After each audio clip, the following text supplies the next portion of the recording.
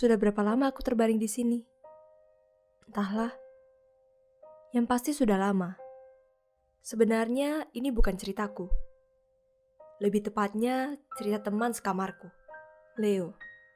Jadi aku tak perlu banyak menceritakan tentang diriku. Leo adalah orang yang ramah bagiku. Ia tak perlu berkenalan. Ia langsung akrab denganku. Ya, memang ia sangat suka bercerita. Namaku Lira. Semuanya dimulai saat 1 bulan yang lalu. Dokter bilang aku memiliki penyakit stroke ringan, di mana kinerja otakku tidak berhubungan dengan tubuhku. Ya, sebagai contohnya saja, jika aku berpikir untuk menggerakkan kaki, aku malah menggerakkan tangan.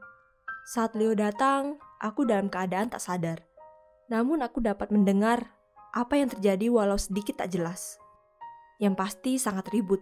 Saat aku bangun, ia dalam keadaan tak sadar. Tepat setelah itu, suster datang dengan infus barunya. "Oh, kau sudah sadar ya?" Mataku melirik pasien di sampingku. Itu teman sekamarmu, Leo Anderson. Ia punya penyakit gagal ginjal. Kuharap kau bisa akrab dengannya. Suster itu selesai mengganti infusku lalu pergi. Saat itu mulutku masih sulit digerakkan. Jangankan untuk berbicara, untuk tersenyum pun susah. Lebih baik jika aku kembali tidur. Mungkin esoknya aku terbangun. Kulihat Leo sudah terjaga dari tadi. Ia sedang melihat dunia luar lewat jendela di dekatnya. Letak ranjangku memang tidak dekat dengan jendela, jadi aku tidak dapat menikmati indahnya dunia luar. Hei, Ucap Leo yang tahu bahwa aku sudah sadar. senang bertemu denganmu. Aku Leo Anderson. Aku hanya menatapnya.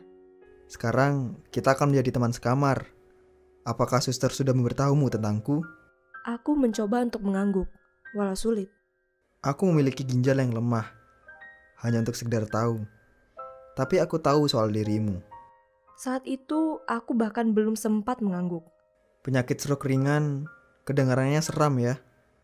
Aku mengerti kenapa kau sulit untuk menggerakkan tubuhmu.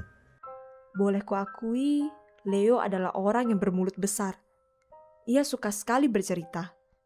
Sebelumnya di sini terasa sedikit sepi sih. Kulirik jendela dekat Leo berbaring.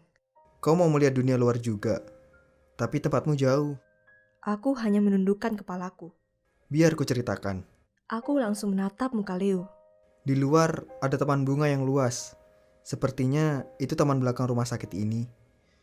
Bunganya bermekaran, warnanya bermacam-macam dan bersinar terkena cahaya matahari. Sungguh, jika aku boleh bilang, itu adalah momen yang sangat bahagia bagiku. Aku berusaha membayangkan dunia luar lewat apa yang disampaikan Leo. Ceritanya bagai tak habis-habis. Aku sangat bersemangat mendengarkan ceritanya. Suster juga merasa senang bahwa kami sudah akrab. Ia tidak hanya menceritakan tentang keadaan dunia lewat jendela, namun juga kisah hidupnya. Tentang keluarganya yang tewas karena kecelakaan. Teman gaibnya yang bernama Alex. Teman baiknya yang bernama Jack yang sering berperilaku lucu baginya. Dan karirnya yang berubah-ubah. Aku dapat menyebutkannya satu persatu, karena aku sangat menikmati kisah itu. Akhirnya aku punya teman setelah lama berbaring. Aku bahkan tak mau tidur sebelum ia tidur. Saat ia tertidur, aku sering membayangkan punya teman seperti Leo. Seperti apa rasanya punya teman seperti Jack, atau punya kenalan dari dunia luar. Setelah itu, aku pasti tertidur. Esoknya, sama seperti kemarin, aku meminta ia bercerita tentang dunia luar lagi. Ia menengok ke arah jendela. Di luar sangat ramai, walau agak mendung.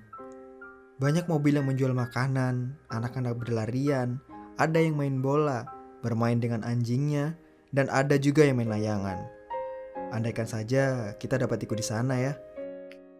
Kita akan ke sana. Tiba-tiba saja aku dapat berbicara lagi. Leo menatapku dengan penuh kebahagiaan. Kau bisa bicara kembali. Aku bangga padamu. Ia terlihat sangat girang. Aku juga merasa sangat senang. Ia semakin semangat bercerita. Suatu saat, ia didatangi oleh salah satu temannya. Bagas. Ia memperkenalkan diriku pada temannya. Leo sangat bersemangat. Lalu Bagas memberikan bunga yang ia beli dari toko. Senang bertemu denganmu. Semoga lekas sembuh. Itu katanya sebelum pamit pergi. Semakin lama aku bersama Leo, aku semakin merasa sembuh. Sungguh, sekarang aku dapat mengendalikan tubuhku. Senangnya, aku dapat menceritakan kisahku pada Leo. Dan ia nampak senang mendengarkannya. Sudah lama kami berdua terbaring di sini. Ya, sekitar 2 bulan. Mungkin. Namun pagi itu semua nampak sangat beda. Leo hilang bersama ranjangnya. Ia tidak lagi di ruangan ini. Apa yang terjadi padanya? Apakah ia meninggal? Kepalaku sangat sakit memikirkannya. Aku benar-benar panik saat itu. Ah, kau pasti mencari Leo. Sapa suster membawa infus baru. Iya, itu benar. Di mana dia? Leo membawa dampak yang besar padamu. Selamat. Dan dia di ruang operasi. Aku cuma bisa menundukkan kepalaku. Hei, tenanglah. Ia akan sembuh. Lalu mengunjungimu. Aku merasa lega mendengar itu. Akan kutunggu kau, Leo. Sudah 3 hari aku menunggu, jangankan Leo. Ranjangnya saja belum kembali. Kupikir ia dipindah menuju kamar lain. Saat suster datang, aku memintanya untuk menggeser tempatku ke tempat yang dulu Leo pakai. Aku tak sabar melihat dunia luar dari jendela. Terbayang dunia yang indah yang Leo ceritakan. Jantungku berdebar tak karuan. Setelah sampai, aku langsung melihat ke arah jendela. Dan tembok. Aku hanya melihat tembok. Apa-apaan ini? Di mana taman indah itu? Dengan bunganya dan anak-anak bahagia itu. Apa yang kau cari di sana? Tidak ada apa-apa di sana. Cuma tembok dari bangunan tangga. Aku terdiam. Apakah ada bangunan yang dibangun saat kami tidur? Atau mungkin Leo bohong? Suster, bolehkah aku bertanya? Tentu. Di mana Leo? Suster itu terdiam. Di mana? Aku sudah tak sabar menunggu jawaban. Dia meninggal. Aku sangat kaget saat itu. Namun kupikir ini hanya sandiwara saja. Apa? Hah, Leo pasti sudah merencanakan ini. Dia sudah sembuh kan? Bohong. Aku tak percaya. Tuhanku, aku tak percaya. Kami mohon maaf dengan sangat menyesal memberitahukan soal ini. Tak terasa mataku sudah mengalir airnya. Andaikan saja kita dapat ikut di sana ya. Ya, kita akan ke sana nanti. Tiba-tiba aku ingat semua percakapan yang kita lakukan dulu. Tangisanku semakin jadi dan jadi. Kenapa kau mengingkari janjimu, Leo? Kenapa kau pergi tanpaku? Apa sebenarnya maksudmu selama ini? Kau bodoh. Kenapa tidak aku saja? Aku sangat menyesal saat itu. Aku tak terima dengan takdir ini. Semua kata itu berteriak di kepalaku. Di tengah tangisku, tiba-tiba aku mengerti satu hal. Selama ini, ia hanya menghiburku. Dengan kebohongannya, ia hanya ingin membuatku bangga.